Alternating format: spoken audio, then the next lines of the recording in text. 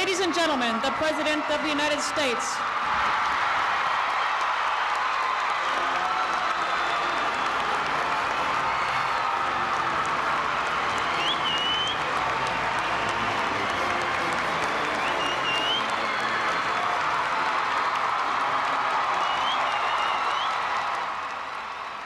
I came here to ask all of you to join me in a great national adventure. For in the next few weeks, I will ask the United States Congress to join me in creating a new system of voluntary national service, something that I believe in the next few years will change America forever and for the better.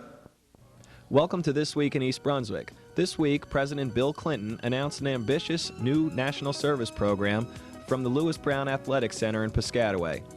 Also this week, East Brunswick Mayor Ira Oskowski proposed a budget calling for a 6-cent increase in local property taxes. Talking Drums visited Warnsdorfer Elementary School in the culmination of a week devoted to the celebration of cultural diversity. And kids at Churchill Junior High School jumped rope for the American Heart Association.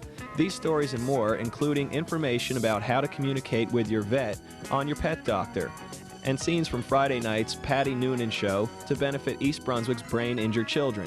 But first, here's a quick look at Channel 8's schedule for next week. Tighten Up Monday morning with Lenore Kulik on Look Great, Feel Great. That's at 10 o'clock. At 10:30, it's Stories from the Library. Tuesday night, Brunswick Square Mall manager Michael Hauser joins Joan Farrell for EB18 at 7 p.m. At 7:30, it's Sports Talk with John Megliaro. And at 8 o'clock, it's Legally Speaking with Larry Sachs. Wednesday night's lineup includes For Art's Sake with Dolly Vasta at 7:30 and The Arts at 8. This Week in East Brunswick returns Thursday night at 7 and 8 o'clock, and at 7:30, Patty Sullivan investigates the Adult Alcohol Rehabilitation Program at UMDNJ on aging aspects. Look for programming updates and announcements of local events on the Channel 8 Community Bulletin Board.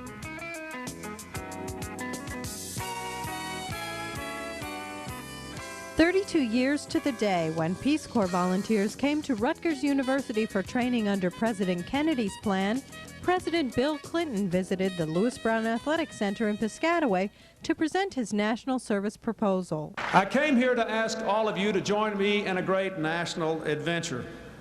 For in the next few weeks, I will ask the United States Congress to join me in creating a new system of voluntary national service, something that I believe in the next few years will change America forever and for the better. My parents' generation won new dignity working their way out of the Great Depression through programs that provided them the opportunity to serve and to survive. Brave men and women in my own generation waged and won peaceful revolutions here at home for civil rights and human rights, and began service around the world in the Peace Corps and here at home in Vista. Now, Americans of every generation face profound challenges in meeting the needs that have been neglected for too long in this country. From city streets plagued by crime and drugs to classrooms where girls and boys must learn the skills they need for tomorrow, to hospital wards where patients need more care. All across America, we have problems that demand our common attention. For those who answer the call and meet these challenges, I propose that our country honor your service with new opportunities for education. National service will be America at its best, building community, offering opportunity, and rewarding responsibility. National service is a challenge for Americans from every background and walk of life, and it values something far more than money. National service is nothing less than the American way to change America. The national service plan I propose will be built on the same principles as the old GI Bill. When people give something of invaluable merit to their country, they ought to be rewarded with the opportunity to further their education. National service will challenge our people to do the work that should and indeed must be done and cannot be done unless the American people voluntarily give themselves up to that work. It will invest in the future of every person who serves. And as we rekindle the spirit of national service, I know it won't disappoint many of the students here to know that we also have to reform the whole system of student loans.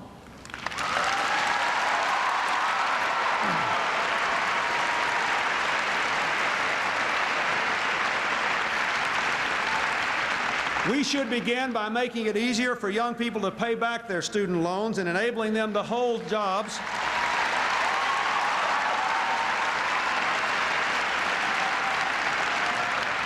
Enabling them to hold jobs that may accomplish much but pay little.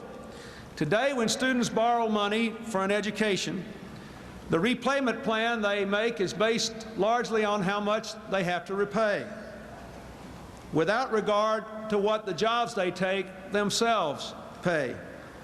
It is a powerful incentive, therefore, for young college graduates to do just the reverse of what we might want them to do, to take a job that pays more even if it is less rewarding, because that is the job that will make the repayment of the loans possible. It is also, unfortunately, a powerful incentive for some not to make the payments at all, which is unforgivable. So what we seek to do is to enable the American students to borrow the money they need for college and pay it back as a small percentage of their own income over time. This is especially important after a decade in which the cost of a college education has gone up even more rapidly than the cost of health care.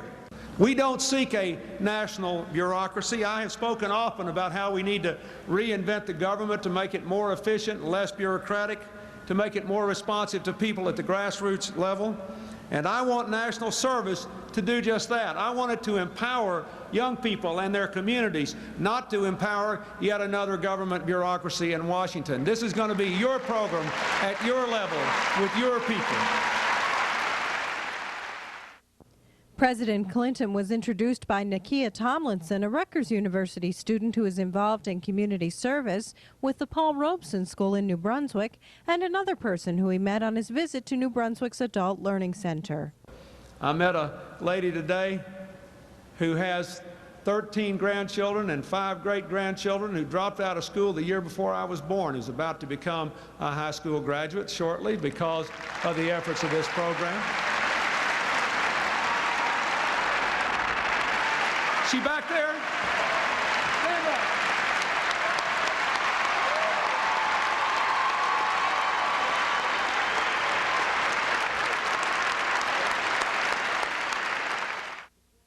I ask you all, my fellow Americans, to support our proposal for national service and to live a proposal for national service, to learn the meaning of America at its best and to recreate for others America as its best.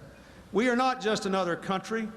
We have always been a special kind of community, linked by a web of rights and responsibilities and bound together not by bloodlines but by beliefs. At an age and time when people all across the world are being literally torn apart by racial hatreds, by ethnic hatreds, by religious divisions, we are a nation with all of our problems where people can come together across racial and religious lines and hold hands and work together, not just to endure our differences, but to celebrate them. I ask you to make America celebrate that again.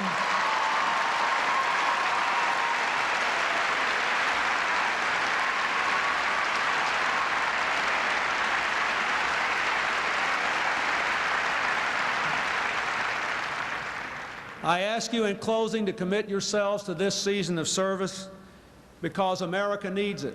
We need every one of you to live up to the fullest of your potential, and we need you to reach those who are not here and who will never hear this talk and who will never have the future they could otherwise have if not for something that you could do. The great challenge of your generation is to prove that every person here in this great land can live up to the fullest of their God-given capacity. If we do it, the 21st century will be the American century. The American dream will be kept alive if you will today answer the call to service. Thank you, and God bless you all.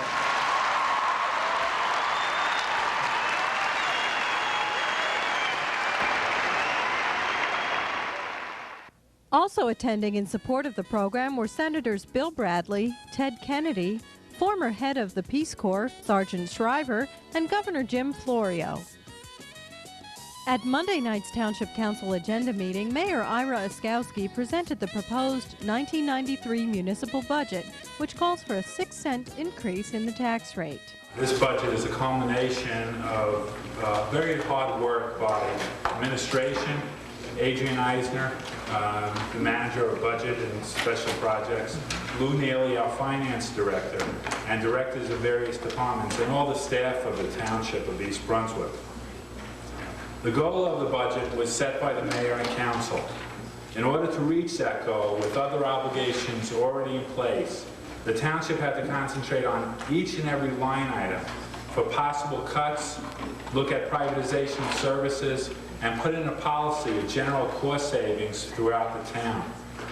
I'm happy to announce that through these efforts, we do have a stable budget plan for 1993. In fact, this budget shows the smallest increase in many years for this township. My goal as mayor has been to keep these budget increases and spending down below 5%, and that's increases in spending below 5%. In 1992, with the help of the Township Council, the budget showed only a 2.51% increase over the prior year. In 1993, the budget shows only a 1.32% increase from $32,256,000 budget in 1992 to $32,683,000 in 1993. Just to give you some comparison over prior years, in 1991 we had a 10.91% increase over the prior year. 1990 we had a 5.37%, 1989 a 9.16% increase, and 1988 a 12.8% increase. So this makes the 1.32% increase really minimal. As I stated earlier, to develop this budget has required the cooperation of the executive staff to make severe reductions. It should be pointed out that staff and I worked these reductions out with no, and I repeat, no reductions in municipal services. In fact, in most cases, we have asked for improved services to our residents, namely in the public safety, public works, parks and recreation, and Department of Aging areas. Due to the strong leadership of the Township Council and administration and executive staff, we have continued to save the taxpayers money on insurance costs, recycling and solid waste costs. Unfortunately, due to issues beyond our control, our property tax base has been reduced by $11,129,000 in 1993. This is in addition to the $27,122,000 reduction in 1992. As you know, this requires the taxpayers to pick up a larger piece of the tax levy. The real property tax base has been affected by the overall economy, both nationally and throughout the state. Because of this reduction in property values, the tax rate currently will be impacted by 6 cents per $100 of assessed valuation. This is approximately $90 on the average home value in East Brunswick annually. This 6 cents, although conservative, is higher than my stated goal of 4 cents or below. Therefore, I'm issuing a challenge with this budget to the council and to the township staff. Join me as we again review the proposed budget and reduce it even further. I believe through the mutual cooperation between the township council and the staff and the mayor's office, we can reduce it by at least 2 additional tax points. Then we will not only have a stable budget at 1.3%, but also a stable tax rate at 4 cents. This is what we all want and the residents demand. The council will review the budget and after changes have been made, vote on it at a future council action meeting. Also at Monday's meeting, Judith Lebline, the Director of Recreation, Parks and Community Services, recommended that the council consider holding a Memorial Day service and picnic instead of a large parade this year.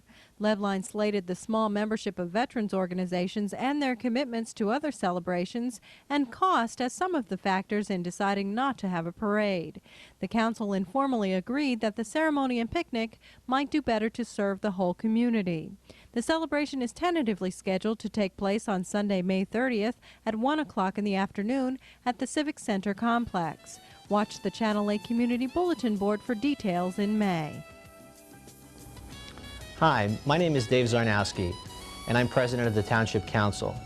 Like many people in this town, I'm a commuter and use suburban transit to commute to my place of business in Manhattan.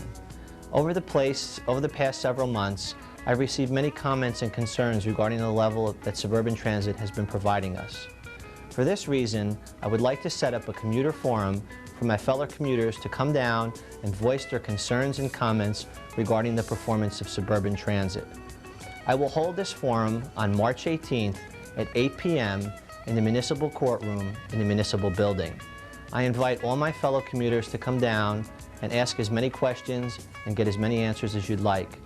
I've invited Mr. Ron Kahn from Suburban Transit and Mr. Lou Neely, our Chief Financial Officer, to hear your concerns and help provide answers.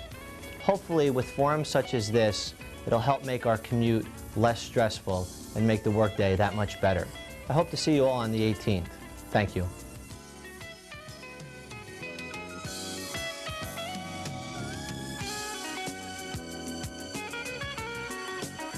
It's opening night, and hundreds of people are lined up around the JCPenney court of the Brunswick Square Mall.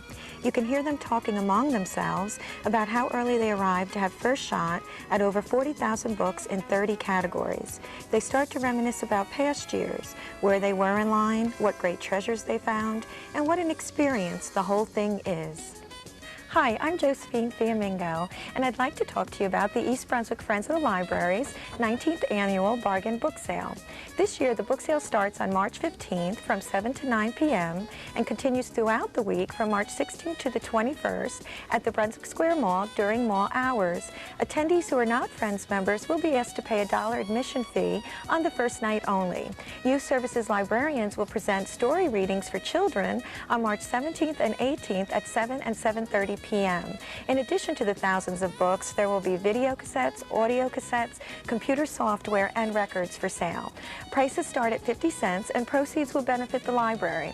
So, what number will you be in line this year, and what stories will you swap?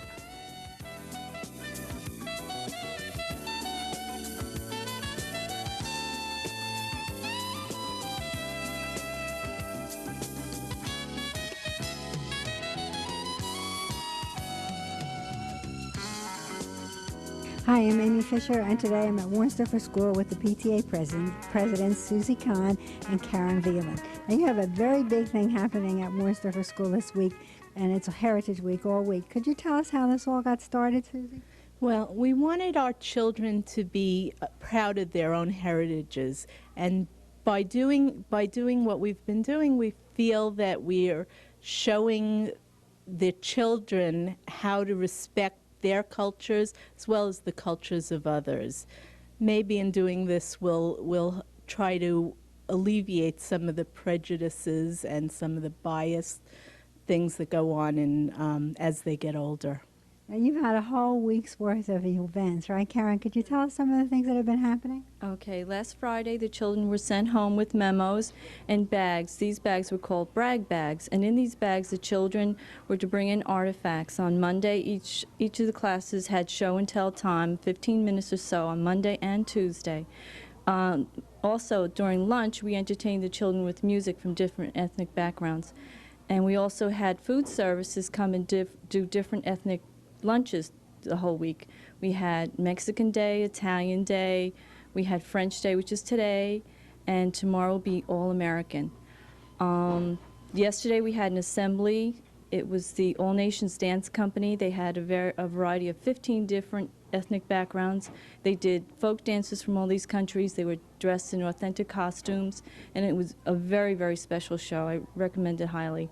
Today we're having the Pyramid Dance Company come in, and they're a black African group. Tomorrow we'll end the week with an All-American Day. Everyone, although they come from different ethnic backgrounds, we're all an American now, melting pot, and we'll be having hamburgers and hot dogs and singing American ballads and a cake, which will be served to all the children in school in the shape of an American flag. I hope the children really learn this week that we all come from different backgrounds and that we should all be proud to be Americans.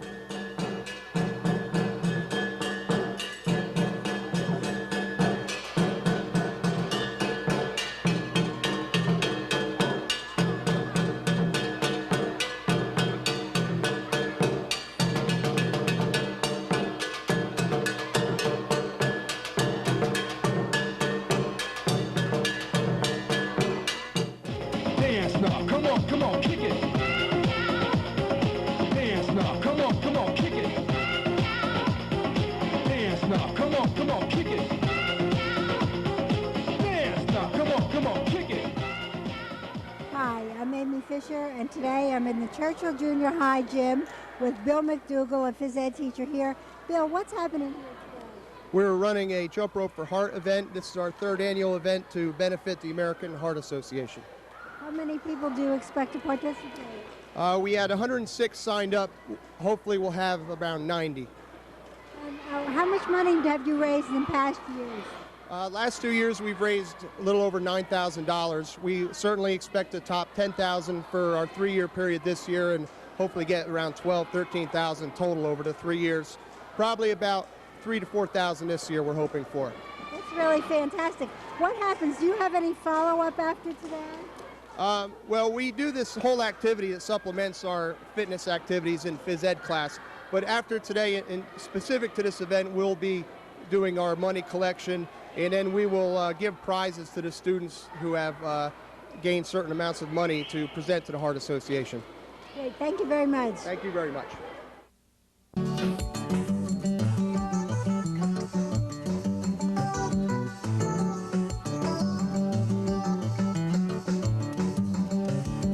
Welcome back once again to Your Pet Doctor. I'm Dolly Vasta, your host, and my co-host is... I'm Dr. Brian Johnson from the Cranberry Veterinary Hospital in East Brunswick. Yes, and we have been having a very spirited conversation before we started to tape, but we're going to begin a two-part series on doctor-client relationships and vice versa. And I thought we'd start off today with the client side of it. So let's just supposing that I'm coming to your office, or I'm going to any vet's office, and I have never been there before. He's been recommended, and I bring my pet. What is expected of me as a pet owner once I go in? Am I expected to talk a whole lot, give my viewpoint? How do you get on a rapport with the doctor? Well, the first thing that I try to do is find out what you want, what the problem is, what you're there for. If the dog or cat or bird or whatever it is sick, then we try to establish what the problem is. And in this, the more you tell us as the doctor, the more information and the faster we can get to the crux of the problem. Fully 75 to 80% of our diagnoses come from the information given to us by the client.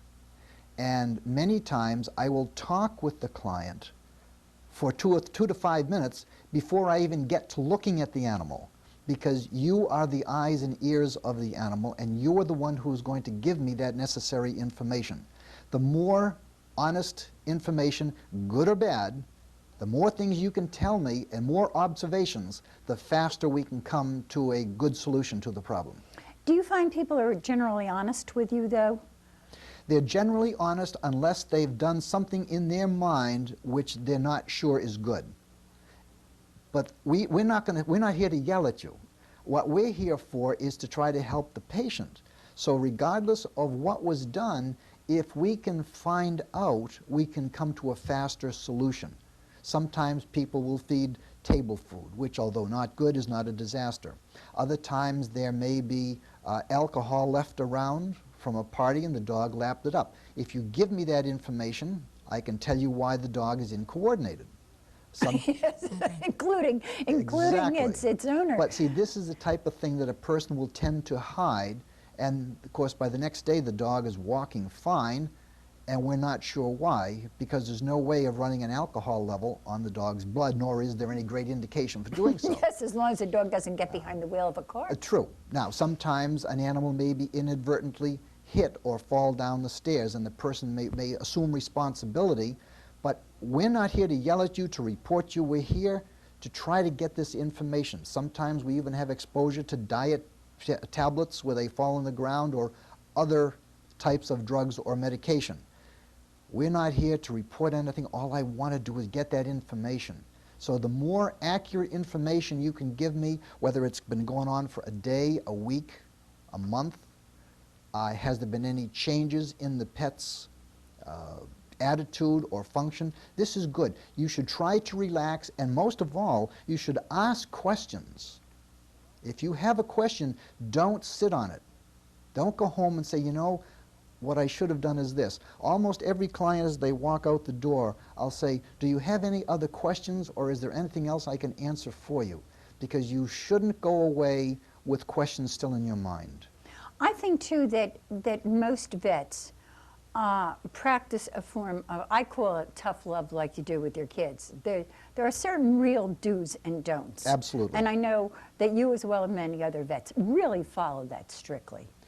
It's a matter of doing what's right, and I probably commented on some of your actions more than once over these last 25 years.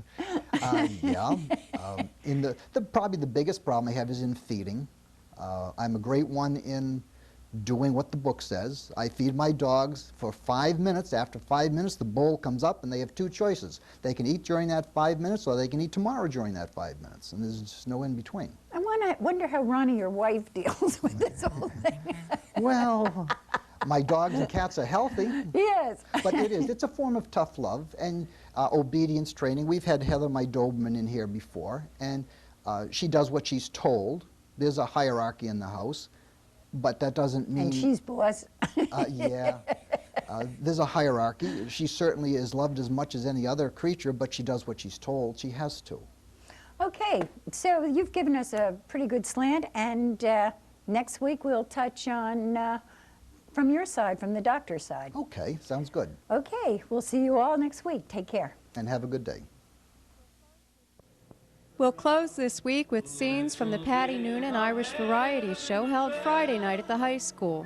The performance was a fundraiser for the East Brunswick South River Rotary Club. The Rotary Club is a service organization which has raised funds for a variety of causes, including East Brunswick brain-injured children and the DARE program. Proceeds from this performance will go to scholarships for students at the East Brunswick and South River high schools. That's all for this week. Thanks for watching. For it looks so peaceful there. Then they sprinkled it with stardust just to make the shamrock grow. It's the only place you'll find it, no matter where you go. Then they dotted it with silver to make its lake so grand. And when they had it finished, sure they called it